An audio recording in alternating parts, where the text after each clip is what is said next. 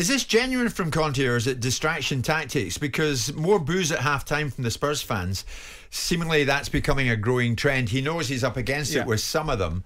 And just for the record, by the way, is wrong. It was the right decision. It was, not to allow the goal to stand. Look, I believe Antonio Conte is one of the elite managers in world football, and I believe that he will lead Tottenham somewhere close to the promised land. And by that I mean they'll win something with him. But that doesn't also mean that he isn't beyond the pale of scrutiny.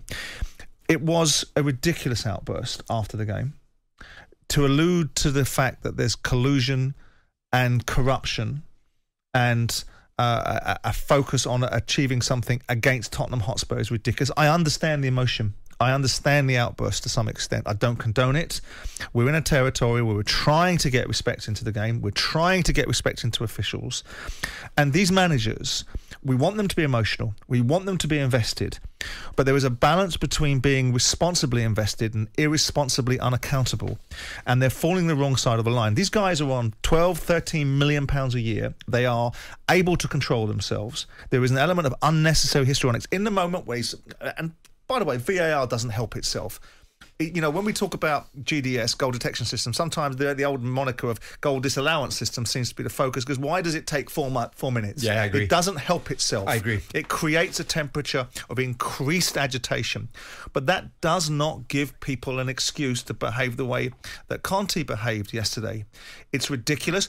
The reasons why his team need to go to Marseille and get a result is because in previous games they've not been good enough. They've stunk the place out. They've given away games and goals in the last couple of minutes away to the same side when they should have been defending more robustly, or at least put themselves in a way of winning games. Yeah. So if he sits there and has the outrageous perspective that if they don't qualify next week because of their own actions next week, someone else has got to be made accountable for it, it's preposterous. And then he starts calling upon the management of Tottenham Hotspur to be able to go out and support his position and to support him. He can't be... Well, shut your mouth then.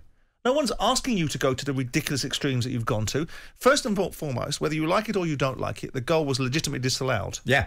Second of all, and that's key. It's because of people like you endlessly criticising referees that they brought VAR in the first place to be able to give referees a tool. Now what you're doing is you're using anything to deflect from the fact that ultimately your side's contribution and it's probably born out of a lot of frustration. They were crap against Man United. They weren't much better against Newcastle. And here's the third cab off the rank.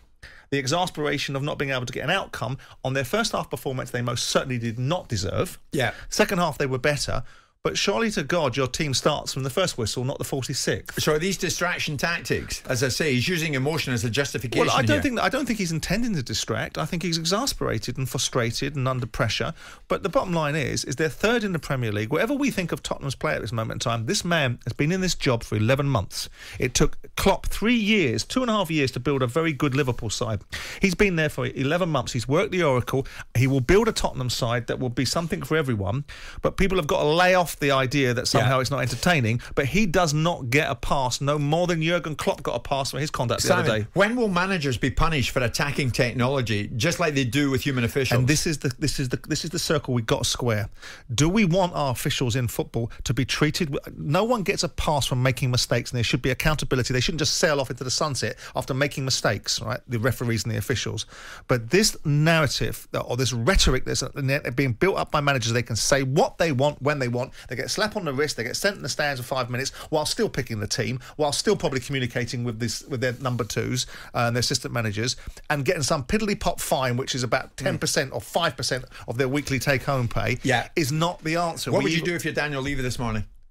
Well, I think Daniel Levy will leave him alone, because I think Daniel Levy understands that he's a combustible Italian that has a very high temperament. It's the same as it was last year when we sat on the touchline when he was away at Burnley and he was off on some ridiculous acerbic rant about what he wasn't going to be doing. What would you say to him? And Daniel's response was, that's what he does. Yeah. What would I say? I'd say, be wiser. I like the emotion, I like the investment, but let's perhaps dial down the conspiracy theories. There's no third gunman on the grassy knoll. No one's looking out to do us. But Daniel might be as invested in the conversation as well, because Daniel's got a big stadium to pay for, and the last thing he wants is to see a situation when they're knocked out of the Champions League. I want to hear from Tottenham fans this morning. Obviously, I personally would have liked the goal to have stood. Of course I would. I'd like Kane to have scored the winner and Tottenham to be looking good in this tournament. But it wasn't the case, and the goal rightly was chalked off. That's the hard fact of the matter. But what about this outburst by Conte? Is it genuine from him, or is it distraction tactics? Because as Simon says, they have underachieved thus far in this Champions League campaign. 03717 223344 81089. Jim White and Simon Jordan.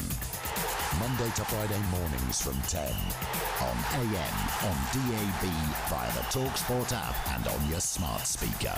talkSPORT.